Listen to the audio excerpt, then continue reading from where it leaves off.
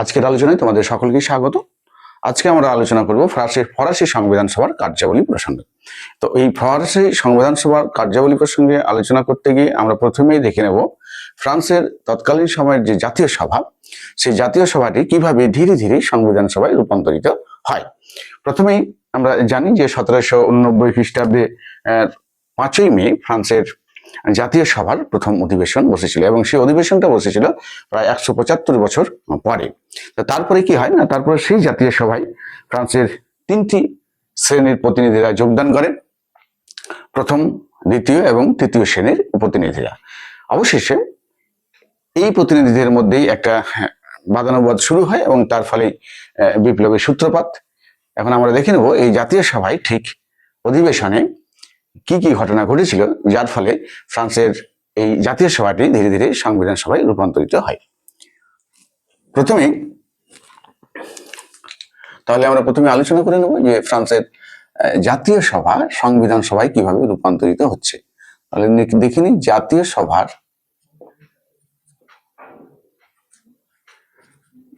সভার সংবিধান সভায় রূপান্তর। সংবিধান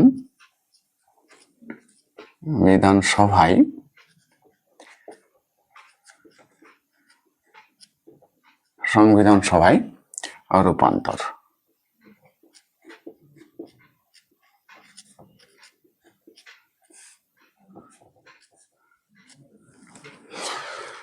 1789 খ্রিস্টাব্দের 17 জুন ফ্রান্সের যে তৃতীয় শ্রেণীর প্রতিনিধিরা যারা জাতীয় সভায় যোগদান করেছিলেন, তারা নিজেদেরকে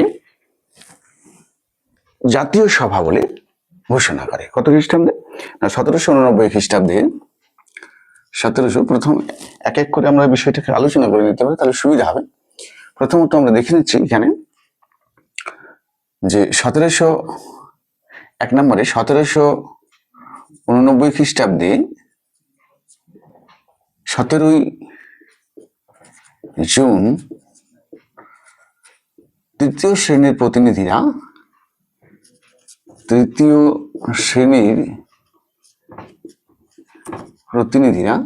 কি করছে? তৃতীয় শ্রেণীর প্রতিনিধিরা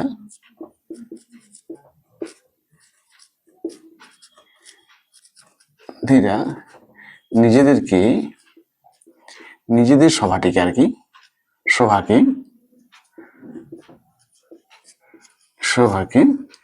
জাতীয় সভা বলে ঘোষণা করে। জাতীয় সভা বলে ঘোষণা করে। 1789 খ্রিস্টাব্দে 17 জুন তৃতীয় শ্রেণীর যে প্রতিনিধি, সেই প্রতিনিধিরা নিজেদের সভাটিকে জাতীয় সভা বলে ঘোষণা করে। এরপরে কি হয় না, এরপরে হচ্ছে রাজা কিন্তু এই জাতীয় সভাকে, অর্থাৎ এই তৃতীয় শ্রেণীর প্রতিনিধি সভা, সেই প্রতিনিধি সভাকে জাতীয় সভা হিসেবে মেনে নিতে মোটেই রাজি নন। এই কারণে তিনি কি করলেন না, তিনি রেগে গিয়ে অধিবেশন কক্ষটি বন্ধ করে দেন এবং 20 জুন তারিখে এই তৃতীয় শ্রেণীর প্রতিনিধিরা 1789 খ্রিস্টাব্দে 20 জুন গিয়ে দেখলেন যে জাতীয় সভার যে অধিবেশন কক্ষ রয়েছে, তাদের জন্য বরাদ্দকৃত কক্ষ, সেটি বন্ধ রয়েছে। তখন তারা কি করেন না, 1789 খ্রিস্টাব্দের 20 জুন তারা পার্শ্ববর্তী একটা টেনিস কোর্টের মাঠে শপথ নেয়। কি শপথ নেয় না, ফ্রান্সের জন্য তারা একটা সংবিধান রচনা করবে। তাহলে আমরা বলতে পারি 1789 খ্রিস্টাব্দে 20 জুন টেনিস কোর্টের শপথের মাধ্যমে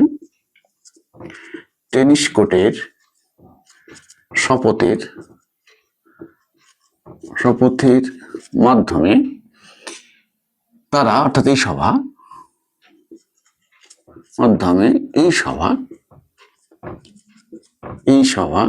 কি করে না, একটা সংবিধান রচনা করার জন্য প্রতিশ্রুতিবদ্ধ হয়।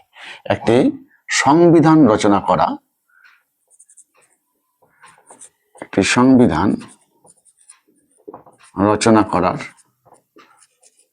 করার শপথ নেই।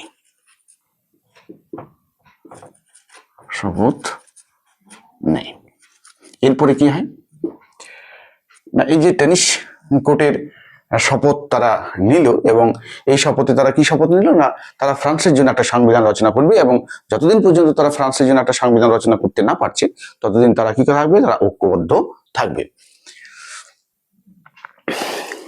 এরপর কি হচ্ছে না, এরপর দেখো কি হচ্ছে, এরপর 1789 খ্রিস্টাব্দে 23শে জুন রাজা তাদের এই অর্থাৎ তৃতীয় শ্রেণীর যে সভা, সেই সভার দাবিকে কি করে দেয়, নাকচ করে দেয়।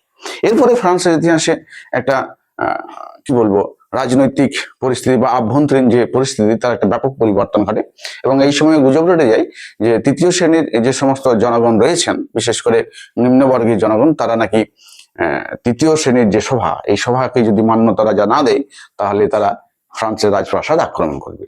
তখন রাজা শঙ্কিত হয়ে পড়েন এবং ভয়ে ভীত হয়ে তিনি শেষ পর্যন্ত এই তৃতীয় শ্রেণীর সভাকে জাতীয় সভা হিসেবে মেনে নেন। সেটা কখন, 1789 খ্রিস্টাব্দের 27শে জুলাই তারিখে।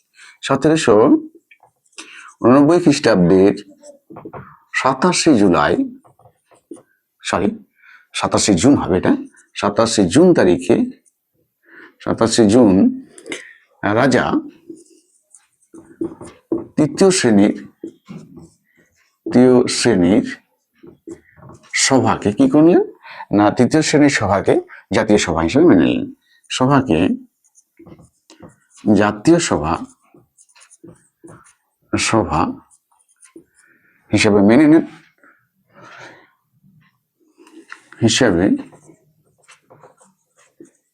নেন, এবং একটা যৌথ অধিবেশন ডাকেন।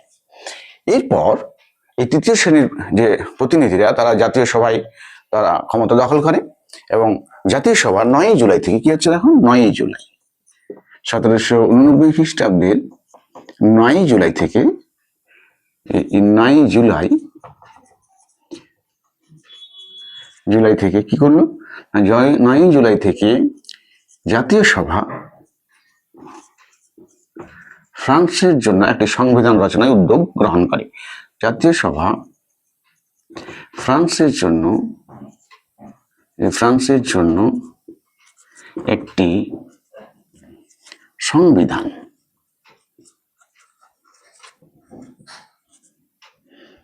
রচনার কাজ শুরু করে,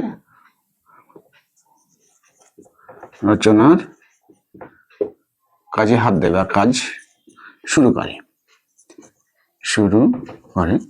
ফলে এই যে জাতীয় সভা, সেটি কি কোন সময় না, এই জাতীয় সভা তখন সংবিধান সভায় রূপান্তরিত হয়। স্বাভাবিকভাবেই তখন জাতীয় সভা সংবিধান সভা নামে পরিচিত হয়।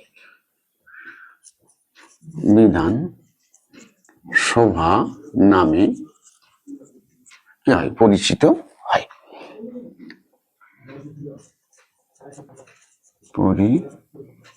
হয়। হচ্ছে ফ্রান্সের জাতীয় সভার সংবিধান সভায় রূপান্তর। এরপরে আমরা দেখে নেব ফ্রান্সের যে জাতীয় সভা, সেই জাতীয় সভার কতদিনের মধ্যে ফ্রান্সের একটি সংবিধান রচনা করে। তাহলে পরের আলোচনায় আমরা চলে যাব, দেখে নাও একটু। তাহলে এরপরে আমরা আসবো সময়কালে। জাতীয় সভা সংবিধান সভায় রূপান্তরিত হয়, এবং এই রূপান্তরিত হওয়ার পর 2 বছরের মধ্যে জাতীয় সভা অর্থাৎ সংবিধান সভা ফ্রান্সের জন্য একটি সংবিধান রচনার কাজ সম্পন্ন করতে সক্ষম হয়। তাহলে যদি প্রশ্নে আসে যে জাতীয় সভার সংবিধান সভায় রূপান্তর হয়, এবং রূপান্তরের পর সংবিধান সভা ঠিক কত বছরের মধ্যে ফ্রান্সের জন্য একটা সংবিধান রচনা করে, বা সংবিধান সভার সময়কাল কত, সংবিধান সভার সময়কাল সম্পর্কে যদি প্রশ্ন আসে তাহলে কি লেখা হবে, তাহলে আমরা লিখে নিতে পারি সংবিধান সভার সময়কাল। তাহলে সময়কাল বলে লিখছি একটু, সময়কাল। সময়কালটা ছিল 1700, সেটা দিয়ে লিখি দেখতে সুবিধা হবে। 1789 খ্রিস্টাব্দের 9 জুলাই এই সংবিধান রচনার কাজ শুরু হয়, এবং শেষ হয় কখন না, শেষ হয়েছিল 1791 খ্রিস্টাব্দের 30শে সেপ্টেম্বর 30শে সেপ্টেম্বর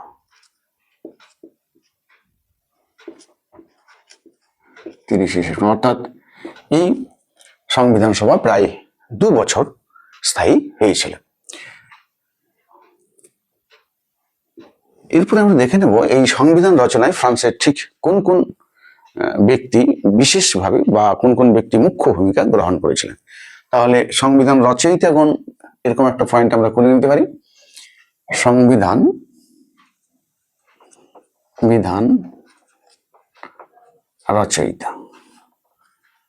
রচয়িতাগণ। দেখিনি কারা কারা সংবিধান রচনায় বিশেষ ভূমিকা গ্রহণ করেছিলেন এই সময়ে। এদের মধ্যে ছিলেন,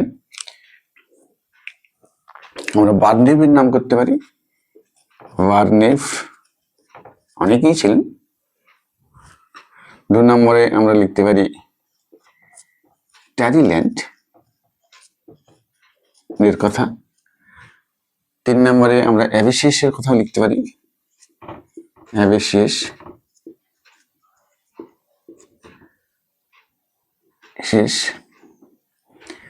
তাছাড়াও মিরাবোর কথা বলতে পারি,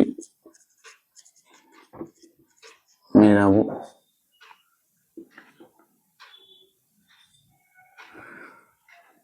তাছাড়া রোবসপিয়রের কথা বলতে পারি,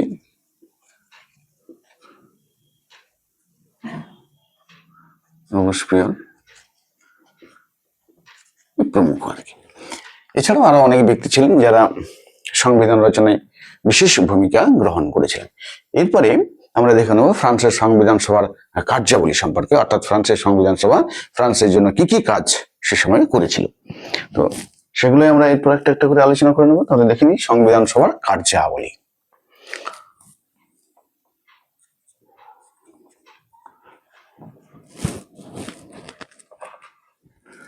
সংবিধান সভার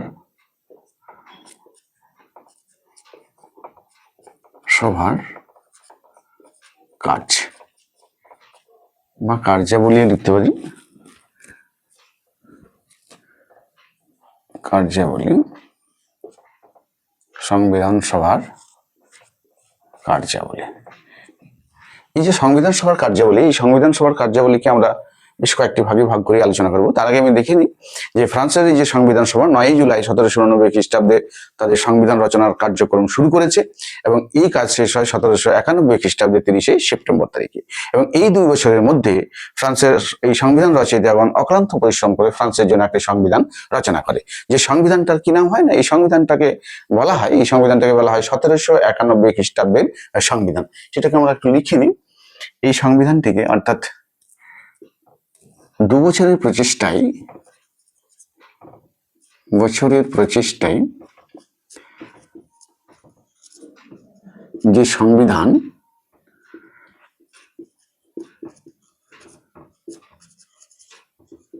রচিত হয়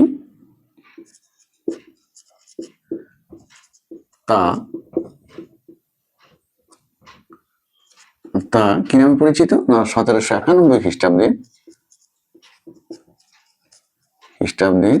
সংবিধান নামে পরিচিত।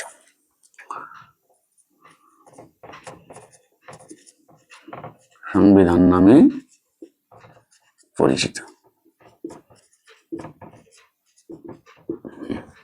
এই যে ফ্রান্সের সংবিধান, এই সংবিধানটি ছিল ফ্রান্সের প্রথম লিখিত সংবিধান। আমরা লিখিত কেন বলছি না, সংবিধান 2 রকমের হয়ে থাকে, একটা হচ্ছে লিখিত সংবিধান আর একটা হচ্ছে অলিখিত সংবিধান। আমাদের দেশে যে সংবিধান রয়েছে সেটাও লিখিত সংবিধান। তোমরা জানো যে সেই সংবিধান রচনায় বিশেষ ভূমিকা গ্রহণ করেছিলেন সংবিধান যে আমাদের কমিটি ছিল তার চেয়ারম্যান ছিলেন B.R. আম্বেদকর। ঠিক সেরকম দেশের বা পৃথিবীর কিছু কিছু দেশের সংবিধান রয়েছে যেগুলো লিখিত নয়, সেগুলিকে বলা হয় অলিখিত সংবিধান। তাহলে সংবিধান 2 প্রকার হতে পারে, একটা হচ্ছে লিখিত সংবিধান আর একটা হচ্ছে অলিখিত সংবিধান। লিখিত সংবিধান অনেকেরই রয়েছে, সেগুলোর উদাহরণ তোমরা সহজেই দিতে পারবে, কিন্তু অলিখিত সংবিধান অর্থাৎ যে সংবিধান লিখিত নয়, ইংল্যান্ডে যে সংবিধান রয়েছে সেটা কিন্তু লিখিত সংবিধান নয়, অলিখিত সংবিধান। যাই হোক, প্রশ্নে যদি কোনোদিন আসে কোথাও কোনো প্রশ্ন এসে থাকে যে কোন দেশের সংবিধান অলিখিত সংবিধান, তখন তোমরা নিশ্চয়ই উত্তর দিতে পারো, তাই তো? যাই হোক, এরপরে আমরা দেখে নেব ফ্রান্সের সংবিধান সভার এই কার্যাবলীগুলি কি কি, একে একে আমরা আলোচনা করে নেব। সংবিধান সভা ফ্রান্সের সংবিধান রচনা যে শুরু করেছিল, সেই শুরু করার পূর্বেই, অর্থাৎ সংবিধান রচনার কাজ শেষ হওয়ার পূর্বেই বেশ কিছু কাজ ফ্রান্সকে হঠাৎ করেই করতে হয় এই সংবিধান সভাকে। এই জন্য আমরা এই কাজগুলিকে প্রথম পর্যায়ের কাজ বলে উল্লেখ করতে পারি, এবং সংবিধান রচনা হওয়ার পর সংবিধানের মাধ্যমে যে সংস্কারগুলি এই সংবিধান সভা করেছিল সেগুলিকে আমরা ফ্রান্সের এই সংবিধান সভার পরবর্তী পর্যায়ের কাজ বলে উল্লেখ করব। তাহলে প্রথম পর্যায়ের যে কাজগুলো ছিল সেগুলো আমরা একটু দেখে নিই। তবে দেখে নেওয়ার আগে আমরা একটু আলোচনা করে নিই যাতে তোমাদের বুঝতে সুবিধা হয় যে ফ্রান্সের সংবিধান যখন এই রচয়িতা এবং রচনা শুরু করেছে, ঠিক সেই সময় কি এমন হঠাৎ প্রয়োজন হয়ে পড়লো যে হঠাৎ করে সংবিধান রচনার কাজ ছেড়ে তাদেরকে এই কাজগুলি করতে হয়েছিল। সেটা একটা এই বিপ্লবীর একটা অংশ। সেটা তোমরা জানো যে 1789 খ্রিস্টাব্দের 14ই জুলাই ফ্রান্সের বাস্তিল দুর্গের পতন ঘটে, এবং এই বাস্তিল দুর্গের পতন ফ্রান্সের ইতিহাসে একটি অত্যন্ত গুরুত্বপূর্ণ ঘটনা, এবং যার প্রভাব ফ্রান্সের অভ্যন্তরে তৎকালীন সময়ে, সেই সময়ে একটা ব্যাপক চাঞ্চল্য বা ব্যাপক একটা বিশৃঙ্খলা সৃষ্টি করেছিল ফ্রান্সের শহর তথা গ্রাম বাংলার সমস্ত জায়গাতে। এবং ফ্রান্সের যে গ্রাম বাংলার বা গ্রামীণ যে সমস্ত বিপ্লবীরা ছিলেন, তারা সামন্ত প্রভুদের খামার বাড়িগুলি আক্রমণ করে জ্বালিয়ে দেয়, এবং এর ফলে এই সামন্ত প্রভুরা ভয় পেয়ে অনেকে দেশ ছেড়ে চলে যায়। আবার কেউ কেউ কি করে, এই তাদের এই যে সামন্ত যে খামারগুলি সেগুলি ছেড়ে দিয়ে তারা শহরে আশ্রয় নেয়, এবং এরা বুঝতে পারে যে যদি তারা এই সামন্ততান্ত্রিক অধিকারগুলি এখনো ভোগ করতে থাকে তাহলে জনগণের যে এই ক্ষোভ সেটা আরো বাড়তে থাকবে, এবং পরবর্তীকালে হয়তো তাদের জীবন নিয়ে একটা টানাটানি হতে পারে। স্বাভাবিকভাবে জীবন রক্ষার তাগিদে তারা জাতীয় সভার কাছে আবেদন করে যে তারা আর তাদের এই অধিকারগুলি রাখতে চায় না, তারা স্বেচ্ছায় তাদের অধিকারগুলি ত্যাগ করছে। অবশ্য স্বেচ্ছায় নয়, ভয়ই করছে। তো যাই হোক, তারা যেটা বলেছিল সেটাই বললাম, যে তারা জাতীয় সভার কাছে আবেদন করলো যে আমাদের এই অধিকারগুলো আমরা স্বেচ্ছায় ত্যাগ করছি। আর জাতীয় সভা, অর্থাৎ সে সময়ে জাতীয় সভা সংবিধান সভায় রূপান্তরিত হয়েছে, তারাও সেই সুযোগের অপেক্ষায় ছিল। এই সুযোগ পেয়ে জাতীয় সভা বেশ কয়েকটি বিশেষ ঘোষণার দ্বারা 4ই আগস্ট থেকে 11ই আগস্টের মধ্যে, এই সময়ের মধ্যে বেশ কয়েকটি ঘোষণার দ্বারা তারা কি করলো না, তারা ফ্রান্সের সামন্ত প্রথার বিলুপ্তি ঘটায়। তাহলে সেটা আমরা একটু লিখে নিই। তাহলে প্রথম পর্যায়ে যে গুরুত্বপূর্ণ কাজ, সেটা প্রথম কাজটা হচ্ছে, তাহলে আমরা প্রথম পর্যায়ের কার্যাবলী হিসাবে এটাকে লিখতে পারি, প্রথম পর্যায়ের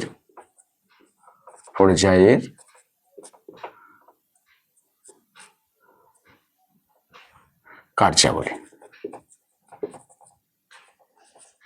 প্রথম পর্যায়ে যে কার্যাবলী, সেই কার্যাবলীগুলি কি ছিল আমরা দেখে নিই। প্রথম পর্যায়ে মূলত দুটো কাজ এই সংবিধান সভা করেছিল। তার মধ্যে একটা হচ্ছে, আচ্ছা এখানে লিখি, প্রথম পর্যায়ের কার্যাবলীগুলোর মধ্যে একটি হচ্ছে সামন্ত প্রথার বিলোপ। এই সামন্ত প্রথার বিলোপ,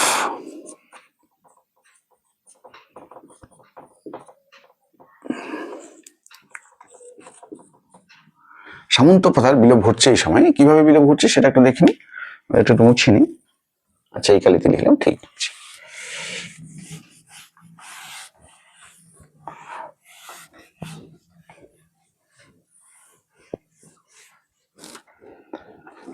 সামন্ত প্রথার বিলোপ 1789 খ্রিস্টাব্দের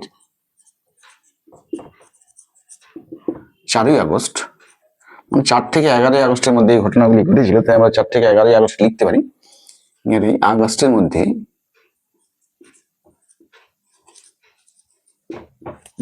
কি হয় না, সংবিধান সভা বিশেষ ঘোষণার দ্বারা সংবিধান সভা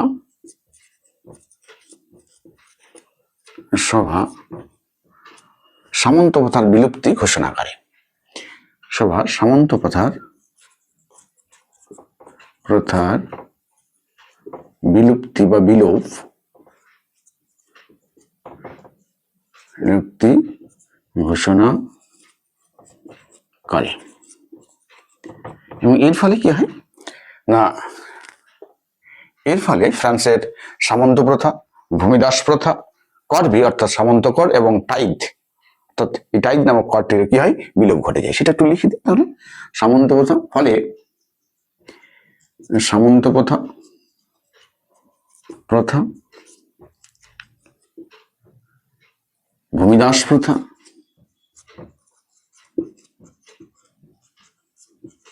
প্রথা, সামন্ত কর অর্থাৎ করভিক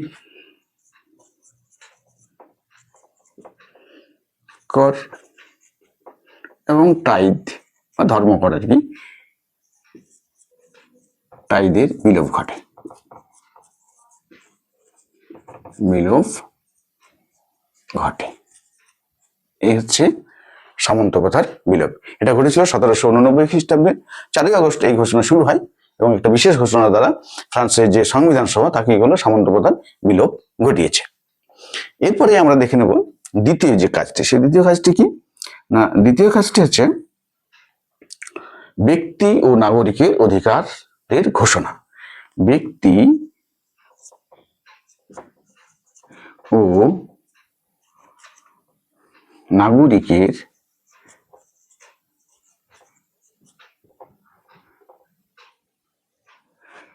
অধিকারের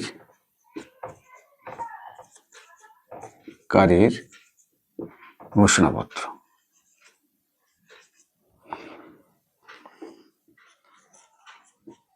অধিকারের ঘোষণাপত্র বা অধিকারের ঘোষণা বলতে পারি, অধিকার পত্রের ঘোষণা লিখলেও আরো ভালো হয়, আর এটাকে লিখি অধিকার পত্রের ঘোষণা, আরো ভালো লাগবে।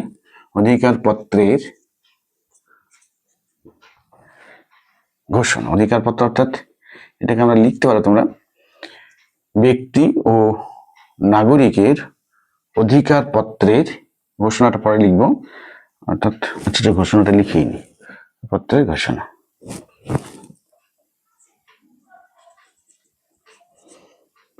ব্র্যাকেট একটু লিখে নি, ডিক্লারেশন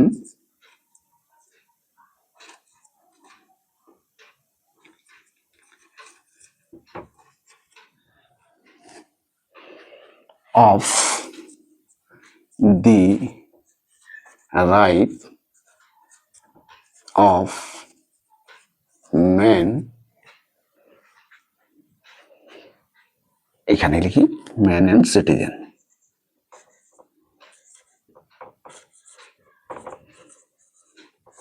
ম্যান অ্যান্ড সিটিজেন।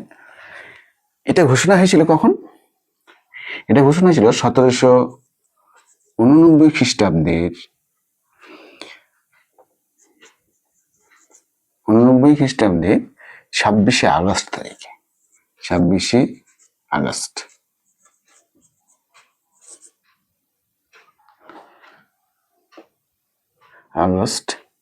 তারিখে। তাহলে এই হচ্ছে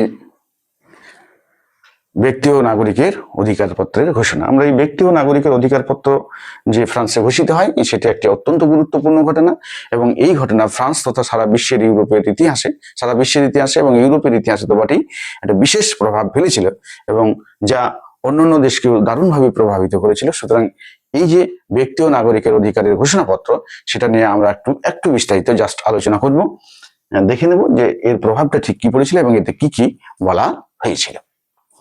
তো চলে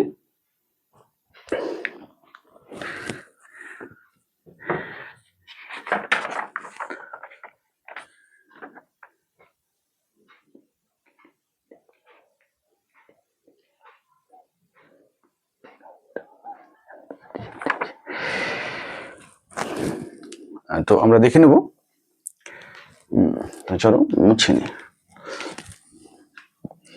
এখানটাই মুছে আমরা দেখে নেব এখন যে এই ঘোষণাপত্রে অর্থাৎ ব্যক্তি ও নাগরিকের অধিকারের যে ঘোষণাপত্র, তাতে ফরাসিবাসীর জন্য কি সুবিধা দেওয়া হয়েছিল। এই ঘোষণাপত্র দ্বারা মানুষের প্রয়োজনীয় যে সমস্ত অধিকারগুলি রয়েছে সেই অধিকারগুলিকে স্বীকৃতি দেওয়া হয়, এবং সেই অধিকার স্বীকৃতি পাওয়ার ফলে ফরাসি জনগণ স্বাধীনতাকে সঠিকভাবে ভোগ করতে পেরেছিল, এটা আমরা বলতেই পারি।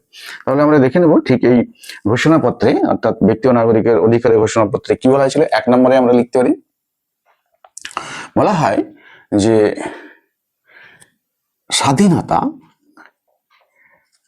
স্বাধীনতা মানুষের কি জানেন? জন্মগত অধিকার, জন্মগত অধিকার, এই কথাটা এই ঘোষণাপত্রে বলা হয়। আচ্ছা, এটা একটু মুছে নিই।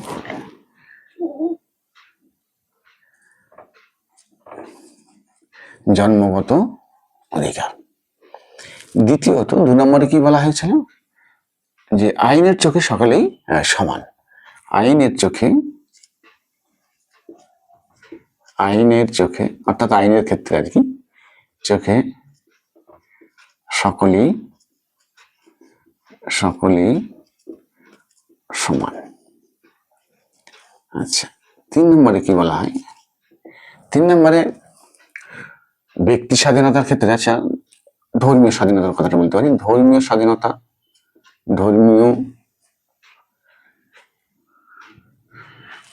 স্বাধীনতা,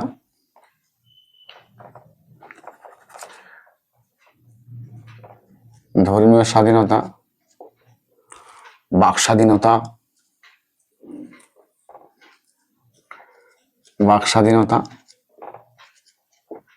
সংবাদপত্রের স্বাধীনতা,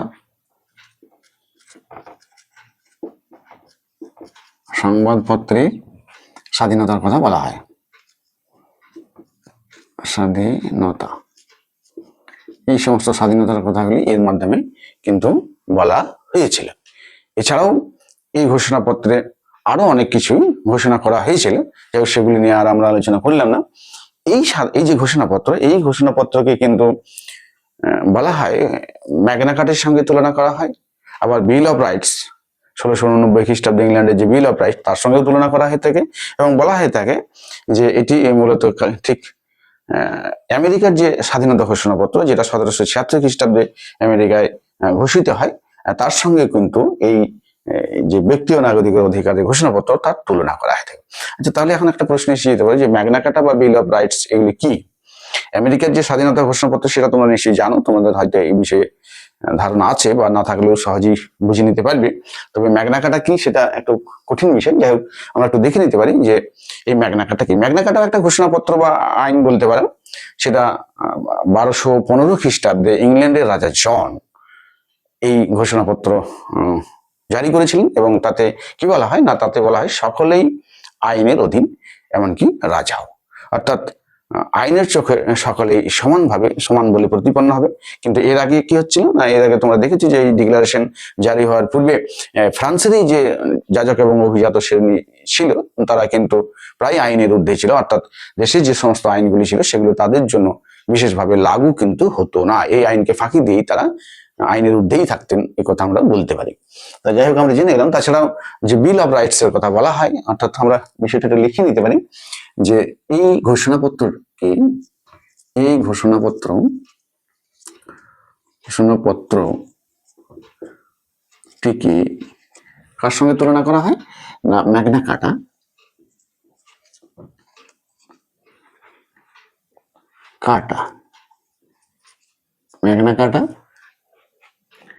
তাছাড়া বিল অফ রাইটস, একটু কমা দিয়ে দিই, বিল অফ রাইট, যেটা হচ্ছে বিল অফ রাইটস, এটা 1689 খ্রিস্টাব্দ। আর কমা দিয়ে আমরা লিখতে পারি আমেরিকার স্বাধীনতার ঘোষণাপত্র,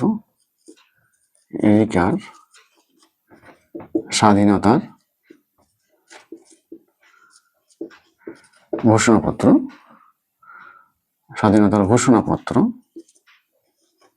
পত্রের বলতে পারো, পত্রের সঙ্গে কি করা হয়, সঙ্গে তুলনা করা হয়।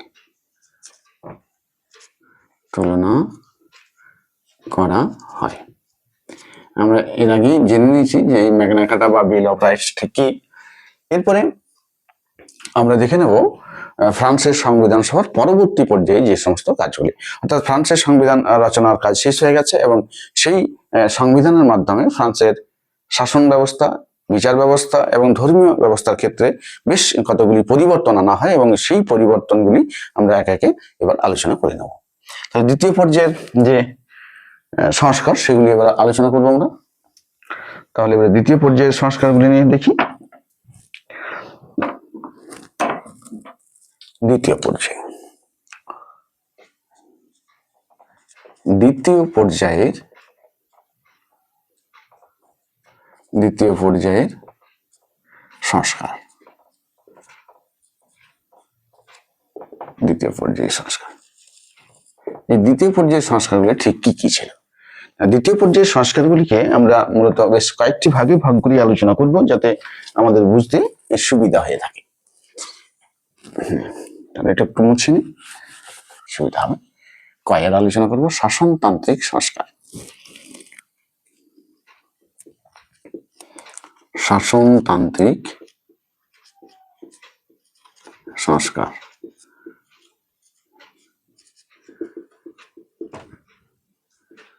শাসনতান্ত্রিক সংস্কার। এই শাসনতান্ত্রিক সংস্কারে ঠিক কি বলা হয়েছিল সেগুলোই আমরা একে একে দেখে নেব, যে এই শাসনতান্ত্রিক সংস্কারে ঠিক কি বলা হয়েছিল।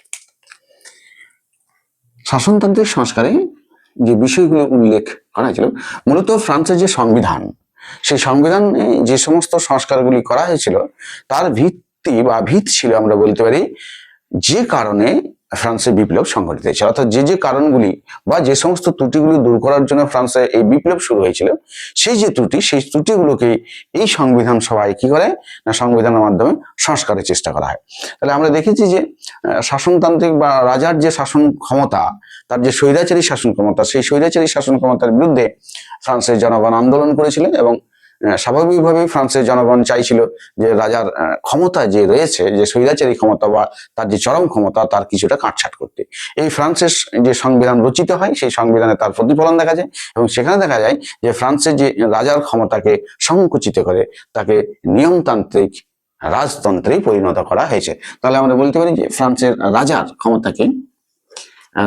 ক্ষমতাকে কি করা হয় না, রাজার ক্ষমতাকে কাটছাট করে, অর্থাৎ কমিয়ে দিয়ে বা রাজার ক্ষমতাকে সংকুচিত করে রাজাকে নিয়মতান্ত্রিক রাজতন্ত্র প্রতিষ্ঠা করা হয়। তো করে আচ্ছা এখানে লিখে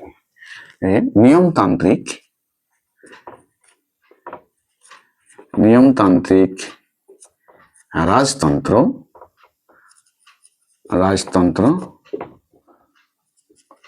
প্রতিষ্ঠা করা হয় বা প্রতিষ্ঠা করা হয়।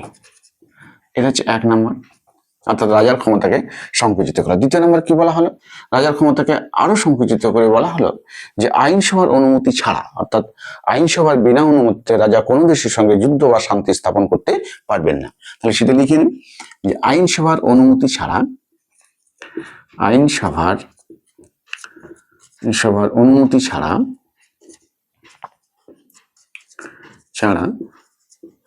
রাজা কি করতে পারবেন না, না রাজা যুদ্ধ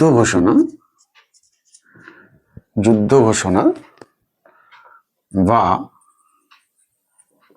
শান্তি স্থাপন, কোন দেশের সঙ্গে আর কি শান্তি স্থাপন করতে পারবেন না।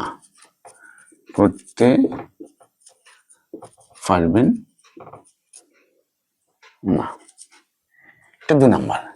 3 নম্বরে কি করা হয়েছে, তোমরা জানো যে ফ্রান্সের দার্শনিকরা, বিশেষ করে মন্তেস্কু তার the spirit of the laws নামক গ্রন্থে ফ্রান্সের ক্ষমতা বিভাজন নীতির কথা বলেছিলেন এবং তিনি বলেছিলেন যে ক্ষমতা বিভাজন নীতি কার্যকর না হলে জনগণের ব্যক্তি স্বাধীনতা লোপ পাবে।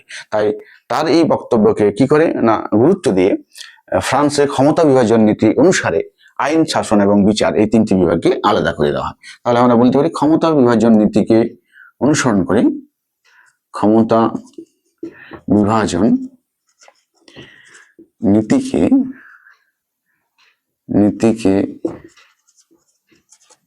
অনুসরণ করে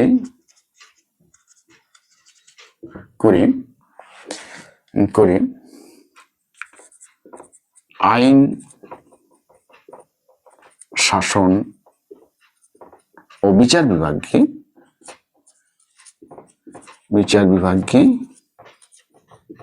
কি করা হয়, আলাদা করে দেওয়া হয়।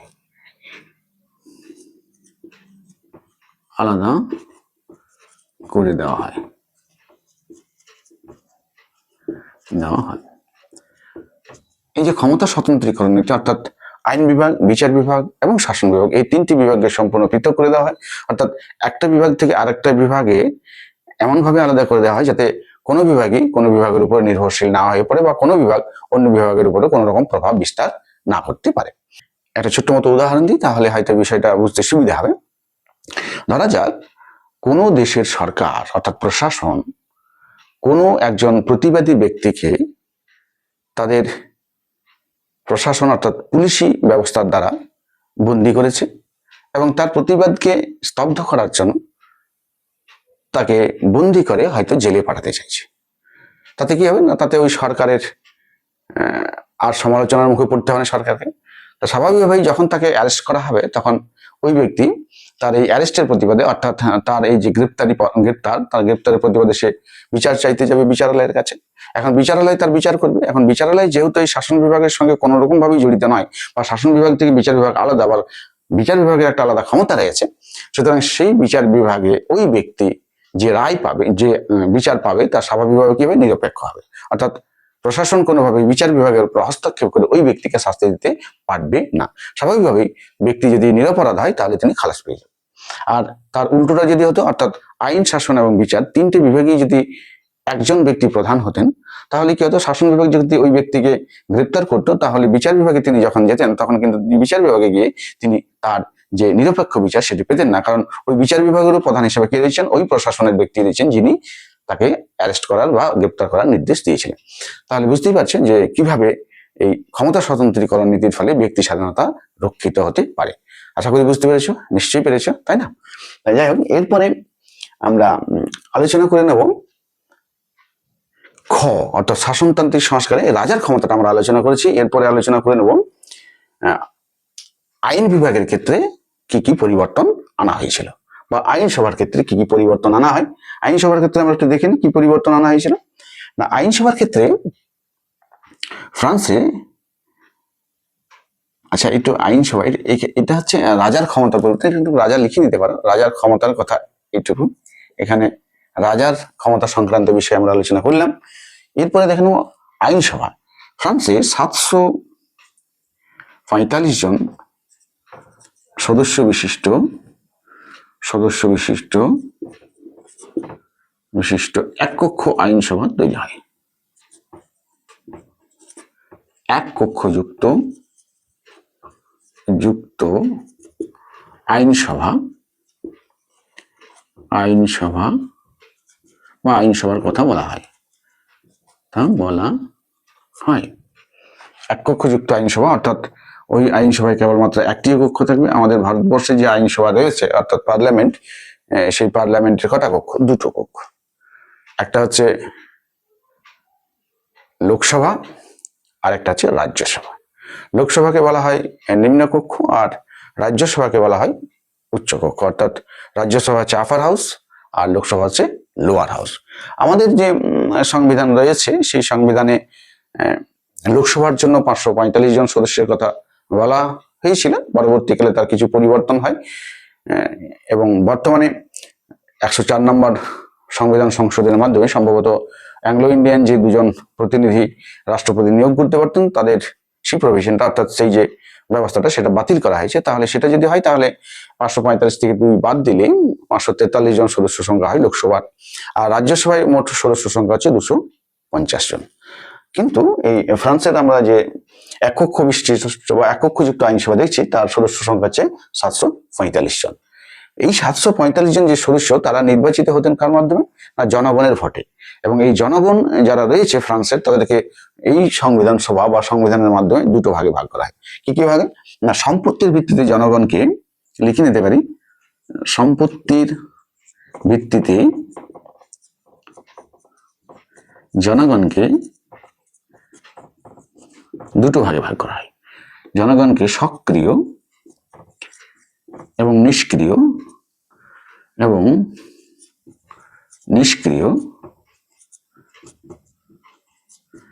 এই দুটো ভাগে ভাগ করে দেওয়া হয়। দুটি ভাগে ভাগ করা হয়। দুটি ভাগে ভাগ করা হয়।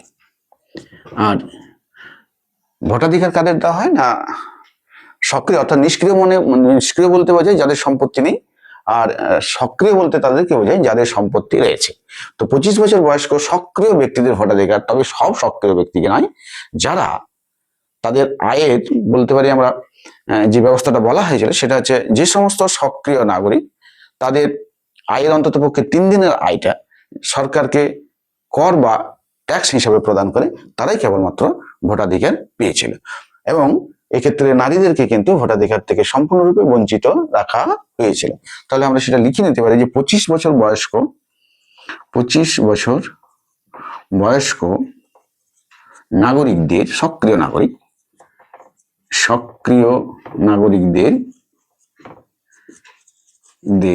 কি দেওয়া হয়? ভোটাধিকার দেওয়া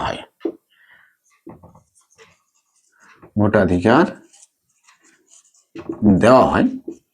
এবং এই সক্রিয় নাগরিকদের ভোটেই 745 জন সদস্য নির্বাচিত হতেন এবং তারা আইনসভায় প্রতিনিধি হিসাবে কাজ করতেন। তাহলে আমরা পেয়ে গেলাম যে আইনসভায় ঠিক কিভাবে সংস্কারটা আনা হয়েছিল। এরপরে আমরা দেখে নিতে পারি যে প্রাদেশিক ক্ষেত্রে অর্থাৎ প্রদেশের শাসন ব্যবস্থার ক্ষেত্রে কি সংস্কার আনা হয়েছিল। তোমরা জানো যে ফরাসি বিপ্লবের যে কারণগুলো আমরা রাজনৈতিক, অর্থনৈতিক এবং সামাজিক কারণ পড়েছি তখন দেখেছি যে ফ্রান্সের যে প্রশাসনিক ব্যবস্থা, প্রাদেশিক শাসন ব্যবস্থা সেটা কতটা দুর্নীতিগ্রস্ত হয়ে পড়েছিল, এবং সেই দুর্নীতি থেকে ফ্রান্সকে মুক্ত করার জন্য এই সংবিধানে বেশ কিছু সংস্কার করা হয়। এবং তাতে বলা হয় যে ফ্রান্সকে কি করা হবে না, 83টি প্রদেশে ভাগ করা হয়। ফ্রান্সকে 83টি প্রদেশে ভাগ করা হয়। বা 83টি প্রদেশ মানে ডিপার্টমেন্ট তোমরা বলতে পারো, ডিপার্টমেন্টে লিখবে তাহলে সুবিধা হবে। 83টি ডিপার্টমেন্টে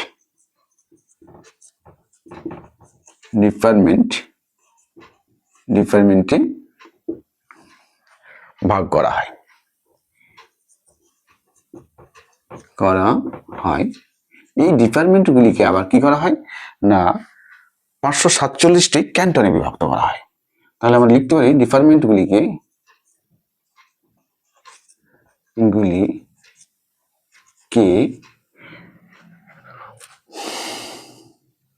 547টি ক্যান্টনে ভাগ করা হয়। আর এই ক্যান্টনগুলিকে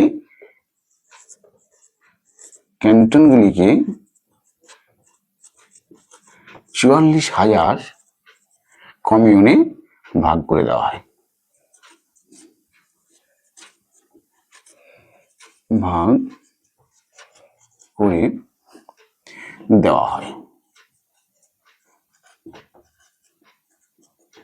এই হচ্ছে ফ্রান্সের প্রশাসনিক ক্ষেত্রে সংস্কার। এই পোর্শনটা আমরা লিখেছি, এটা হচ্ছে রাজার ক্ষমতা কিভাবে সংকুচিত করা হয়েছিল। আর এই অংশটা আইনসভার ক্ষেত্রে সংস্কার আমরা বলতে পারি, এটা হচ্ছে আইনসভার সংস্কার। আর এটা হচ্ছে প্রাদেশিক সংস্কার, তাই তো, এইটুকু প্রাদেশিক সংস্কার। এরপরে আমরা দেখে নেব অর্থনৈতিক সংস্কারটা ঠিক কিভাবে করা হয়েছিল এবং কি কি সংস্কার তাতে রাখা হয়েছিল। অর্থনৈতিক সংস্কার, তাহলে এটা হচ্ছে ক, এরপর লিখে নেব খ, অর্থনৈতিক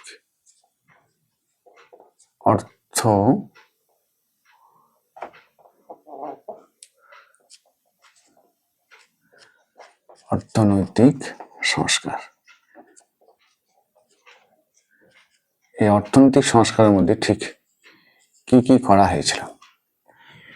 ফরাসি বিপ্লবটা শুরু হয়েছিল মূলত অর্থনৈতিক সমস্যার কারণে, কারণ ফ্রান্স একটা ভয়ঙ্কর অর্থনৈতিক সংকটের মধ্যে দিয়ে যখনই এসেছিল সেই সময়ই জনসাধারণ বিপ্লবের পথে পা বাড়িয়েছিল, এবং এই অর্থনৈতিক সংকটকে মোকাবিলা করতে না পারার ফলে শেষ পর্যন্ত ফ্রান্সের যে রাজা তাকে তার সিংহাসন থেকে সরে যেতে হয়েছিল।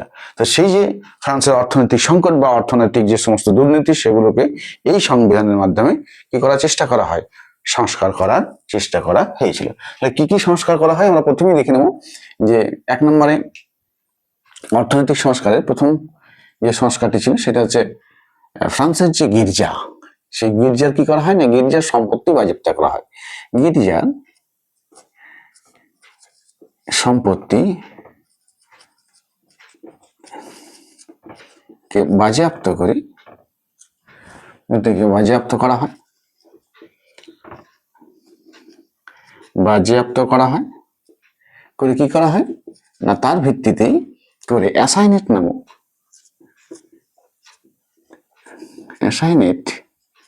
নামক কাগজের মুদ্রা চালু করা হয়, নামক মুদ্রা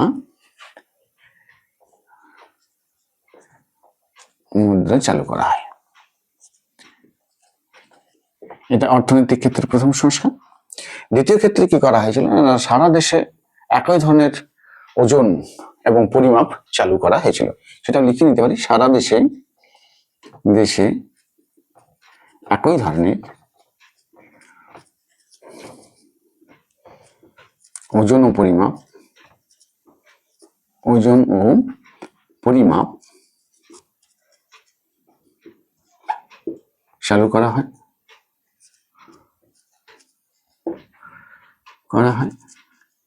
আর তার চেয়েও যে বড় কারণ সেটা হচ্ছে কি করা হয়েছিল চালু করা হয়, সেটা হচ্ছে যে বিপ্লব মূলত শুরু হয়েছিল তৃতীয় শ্রেণীর যে উপরে যে খাজনার হার, অর্থাৎ প্রথম এবং দ্বিতীয় সুবিধাভোগী শ্রেণী তারা মোটেই কর দিতে রাজি ছিল না, আর তৃতীয় সম্প্রদায়কে দেশের প্রায় সমস্ত করটাই বহন করতে হচ্ছিল। এটাই কিন্তু ফ্রান্সের মূল ত্রুটি ছিল, এবং সেই ত্রুটিটাকে দূর করার জন্য এই সংবিধানের ব্যবস্থা করা হয় এবং বলা হয় যে দেশের সকল শ্রেণীকে কি দিতে হবে, কর দিতে হবে। অর্থাৎ দেশের সকল শ্রেণীর উপরে বা সমস্ত শ্রেণীর উপরে কি হয়, উপর কর আরোপ করা হয়।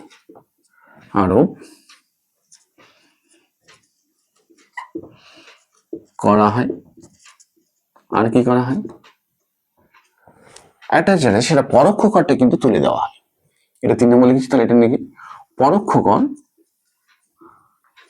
কর বাতিল করা হয়।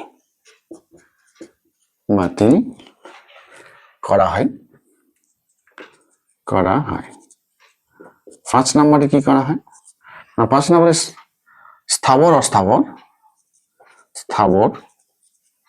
ও অস্থাবর সম্পত্তির উপরে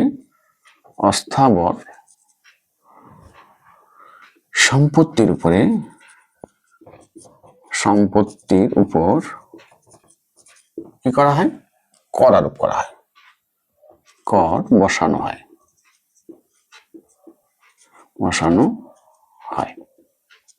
এই যে স্থাবর এবং অস্থাবর সম্পত্তি, এটি আসলে কি না স্থাবর সম্পত্তি হচ্ছে জমি ভিত্তিক যে সম্পত্তি, অর্থাৎ যে সম্পত্তিকে আমরা এক জায়গা থেকে আরেক জায়গায় নিয়ে যেতে পারি না, সেটা হচ্ছে স্থাবর সম্পত্তি। আর অস্থাবর সম্পত্তি বলতে সেই সমস্ত সম্পত্তিগুলোকে বোঝায় যে সম্পত্তিগুলোকে এক স্থান থেকে অন্য স্থানে সহজেই নিয়ে যাওয়া যায়।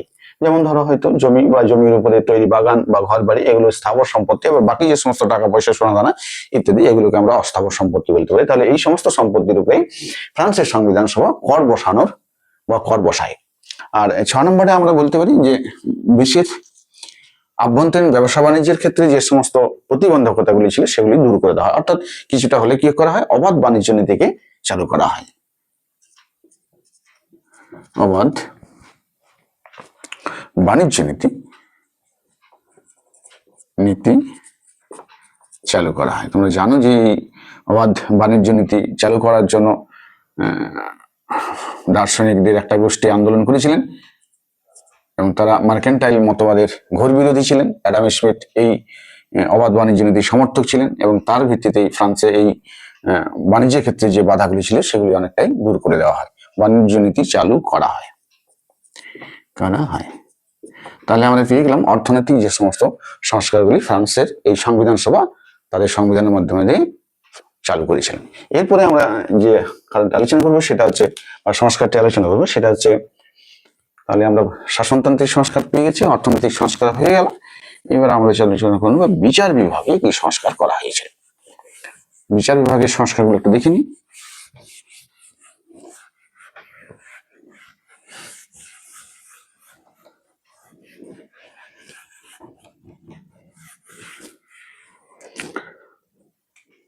বিচার বিভাগের সংস্কার বিচার বিভাগের ক্ষেত্রে কি সংস্কার করা হয়েছিল। বিচার বিভাগীয়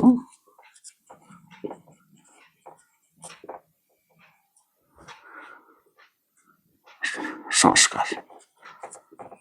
এই বিচার বিভাগের ক্ষেত্রে কি কি সংস্কার হয় সেগুলো আমরা একটা একটা করে দেখে নেব। বিচার বিভাগের সংস্কার তাহলে তোমরা তো আগেই দেখেছো, যখন আমরা আগের ক্লাসে আলোচনা করেছি সেখানে ফ্রান্সের বিচার ব্যবস্থা অত্যন্ত দুর্নীতিগ্রস্ত হয়ে পড়েছিল এবং বিচারকরা কি করতেন, প্রচুর পরিমাণ উৎকোচ অর্থাৎ ঘুষ বিচার প্রার্থীদের কাছ থেকে নিতেন এবং তাছাড়া বিচারকের যে পদগুলি ছিল সেগুলি কি হয়েছিল না, পদগুলি অনেকটাই দুর্নীতিতে বা দুর্নীতিগ্রস্ত মানুষে ভরে গিয়েছিল। তো সেই সমস্ত ত্রুটিগুলোকে এই ফরাসি সংবিধান সভা তাদের সংবিধানের মাধ্যমে কি করে দূর করার একটা চেষ্টা করেছিল। কি কি চেষ্টা করে বা কি কি সংস্কার করা হয়েছিল সেটা একটু দেখে নিই। যেটা হচ্ছে প্রথমেই যে সামন্ত বিচারালয়গুলি ছিল, অর্থাৎ ফ্রান্সের যে সামন্ত প্রভুরা ছিল তারা তাদের যে সমস্ত ভূমিদাসরা রয়েছেন তাদের অধীনে এবং তাদের বিচার করার জন্য বিশেষ আদালত ছিল, সেই সমস্ত যে সামন্ততান্ত্রিক আদালত বা সামন্ত প্রভুদের আদালত, সেই আদালতগুলিকে কিন্তু এই সংবিধান সভা সংস্কার করে তুলে দেওয়া হয়েছিল। তাই সেটাই আমরা প্রথমে লিখে নিতে পারি যে সামন্ত বিচারালয়গুলি কি হয়, বিলোপ ঘটানো হয়। সামন্ত বিচারালয়গুলির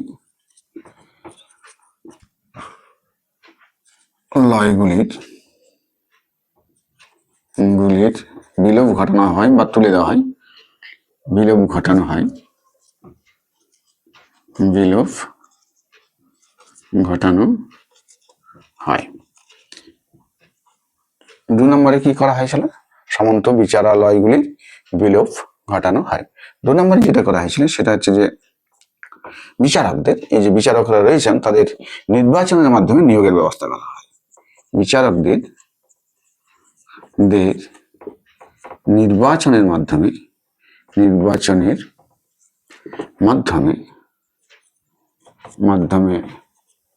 নিয়োগের ব্যবস্থা করা হয়।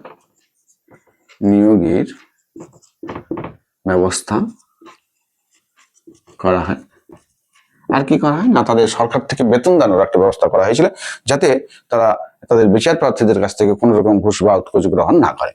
তাহলে নিয়োগের মাধ্যমে নিয়োগের ব্যবস্থা করা হয় এবং সরকার থেকে বেতন দেওয়ার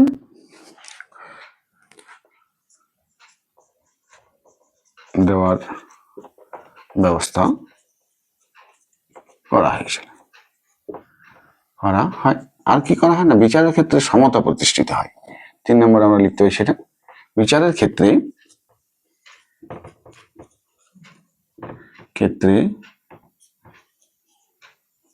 সমতা প্রতিষ্ঠিত হয়।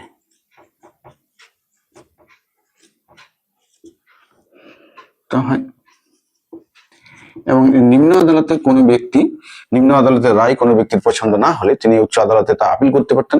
এই ব্যবস্থাও সে সময়ে করা হয়েছিল। এছাড়াও আরো কিছু কিছু সংস্কার করা হয়েছিল যেগুলো হয়তো এখানে আর আলোচনা করা যাচ্ছে না। যাই হোক, আমরা তারপরে দেখে নেব পরের যে সংস্কার সেটি হচ্ছে ধর্মীয় সংস্কার। অর্থাৎ ফরাসি সংবিধান সভা ধর্ম বিষয়ে বা ধর্ম সংক্রান্ত বিষয়ে যে সংস্কারগুলি করেছিলেন সেটা তাহলে এখানে লিখে নিতে পারে ধর্মীয় সংস্কার। ধর্মীয় সংস্কার, এই ধর্মক্ষেত্রে কি কি সংস্কার করা হয়েছিল সেগুলো আমরা এবার একটু দেখে নেব। ধর্মীয় সংস্কার ক্ষেত্রে প্রথমেই তোমরা দেখেছো যে ফ্রান্সের যে গির্জাগুলি রয়েছে সেই গির্জাগুলির সম্পত্তি বাজেয়াপ্ত করা হয় এবং তার ভিত্তিতে অ্যাসাইনেট নামে এক ধরনের মুদ্রা চালু করা হয়েছিল, সেটা আমরা লিখেছি। তাহলে সেটার দ্বিতীয়বার আর লেখার কোনো প্রয়োজন আছে বলে আমি মনে করছি না। তাই চলে যাব যে ফরাসি সংবিধান সভা সিভিল কনস্টিটিউশন অব দি ক্যালার্জি নামে একটা আইন পাশ করে, যেটাকে বলা হয় ধর্মযাজকদের সংবিধান। তো সেটা একটু লিখিনি, সিভিল কনস্টিটিউশন অব দি ক্যালার্জি। তাহলে সিভিল কনস্টিটিউশন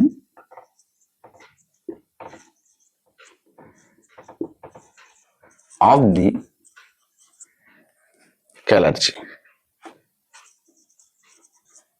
ক্যালার্জি নামে একটা আইন, বা এটাকে কি বলা হয়, এটাকে ধর্মযাজকদের সংবিধান। লিখিনি একটু, ধর্মযাজকদের সংবিধান।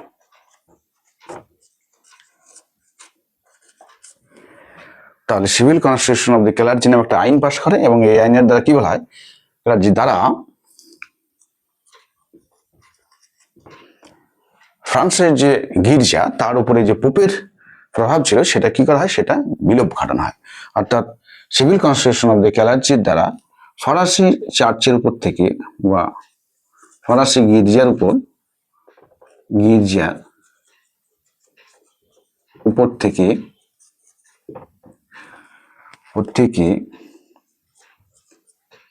পোপের যে নিয়ন্ত্রণের বিলোপ ঘটানো হয়।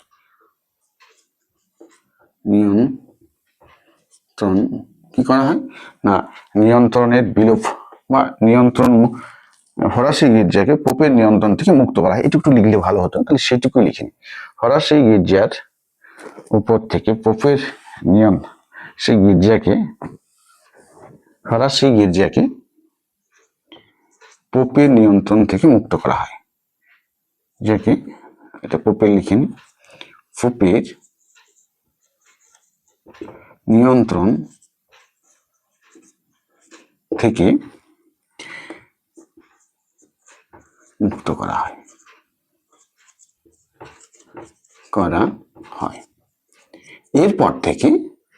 এরপর থেকে ফ্রান্সের যে ক্যাথলিক গির্জা ছিল সেই ক্যাথলিক গির্জাগুলি এখন থেকে গ্যালিকান গির্জা নামে পরিচিতি লাভ করে বা গ্যালিকান গির্জায় রূপান্তরিত হয়। তাহলে লিখতে পারি ফ্রান্সের ক্যাথলিক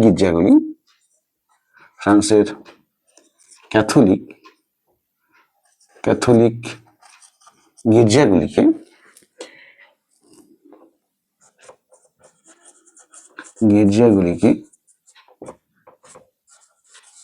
কিছু না গ্যালিকান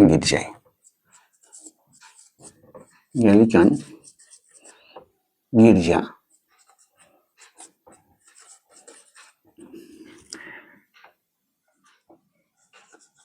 রূপান্তরিত করা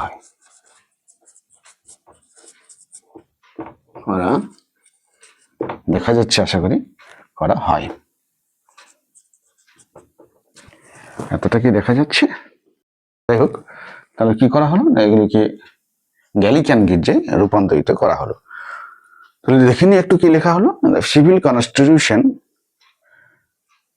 অব দি ক্যালার্জি নামে বা আইন দ্বারা আর কি, এটা একটা আইন। সিভিল কনস্টিটিউশন অব দি ক্যালার্জি দ্বারা কি করা হলো, ফরাসি গির্জাকে পোপের নিয়ন্ত্রণ থেকে মুক্ত করা হয় এবং ফ্রান্সের ক্যাথলিক গির্জাগুলিকে গ্যালিকান গির্জায় রূপান্তরিত করা হয়। তাহলে এই হচ্ছে ফ্রান্সের ধর্মীয় সংস্কার। এবং এছাড়াও আর যেগুলি করা হয়েছিল সেগুলি হয়তো নিচে লিখলে সুবিধা হবে না, যাই হোক সেটা একটু বলে নি। না, ফ্রান্সের যে এই গির্জার যে যাজকদের নিয়োগ করা হতো তাদেরকে কি করা হলো না, তাদেরকে বেতন দানের ব্যবস্থা করা হয় সরকার থেকে, এবং তাদেরকেও ওই বিচারকদের মতো নির্বাচনের অর্থাৎ জনগণের ভোটে নির্বাচনের মাধ্যমে এই যাজকদের গির্জায় নিয়োগ করার ব্যবস্থা করা হয়েছিল। তাহলে এই হচ্ছে আমাদের মূলত আলোচনা ধর্মীয় সংস্কার। তবে এক্ষেত্রে একটু বলে নিই যে এই যে ক্যাথলিক গির্জা এবং গ্যালিকান গির্জা এগুলো ঠিক কি। পোপের নিয়ন্ত্রণাধীন যে গির্জা সেটি হচ্ছে ক্যাথলিক গির্জা। তবে এই যে গির্জা ক্যাথলিক বা গ্যালিকান গির্জা বা প্রোটেস্ট্যান্ট গির্জা এগুলো ঠিক কি সেটা একটু যদি আলোচনা করতে হয় তাহলে আমাদের সেই ক্রুসেড বা ধর্মযুদ্ধে চলে যেতে হয়। একসময় খ্রিস্টান যে ধর্ম সেই ধর্মে পোপের সঙ্গে মার্টিন লুথারের একটা বিরোধ সৃষ্টি হয় এবং এই মার্টিন লুথারের সঙ্গে পোপের যে বিবাদ হয় সেই বিবাদের ফলে খ্রিস্টানরা মূলত দুটো ভাগে ভাগ হয়ে যান। যারা মার্টিন লুথারের সমর্থক তারা প্রোটেস্ট্যান্ট নামে পরিচিত, আর যারা পোপের সমর্থক ছিলেন তারা ক্যাথলিক নামে পরিচিত হন।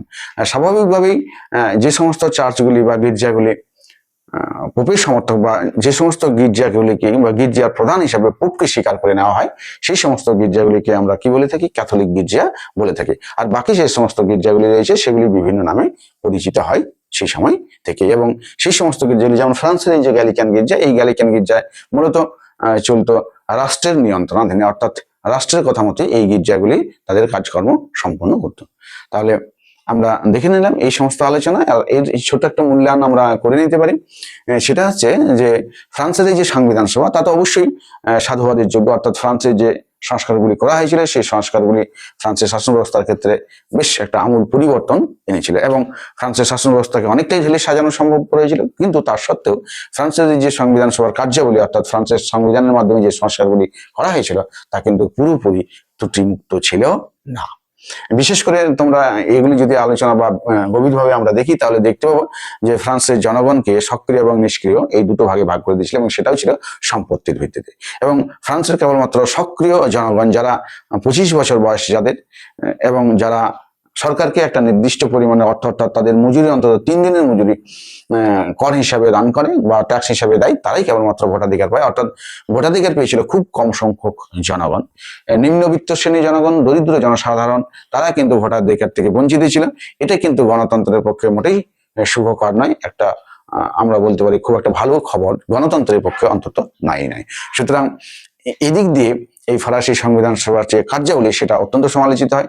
পরবর্তীকালে দেখা যায় যে ফ্রান্সের একটা বিশাল জনগণ ভোটাধিকার থেকে বঞ্চিত হয়ে গেছে এবং ভোটাধিকার থেকে বঞ্চিত হওয়া মানেই শাসন ব্যবস্থা থেকে তারা দূরে সরে গেছে। ফলে তারা পরবর্তীকালে বিক্ষোভ দেখায় এবং তাদের বিক্ষোভের ফলে এই যে ফ্রান্সের সংবিধান সেটা খুব অল্পকালের মধ্যে আবার কি হয়ে যায়, বাতিল হয়ে যায়। আশা করি এই আলোচনাটা বুঝতে পেরেছো, নিশ্চয়ই পেরেছো, তাই তো? তাহলে আজকের মতো আমাদের আলোচনা এখানেই শেষ করছি। পরে দেখা হবে নতুন কোন একটা ভিডিওতে।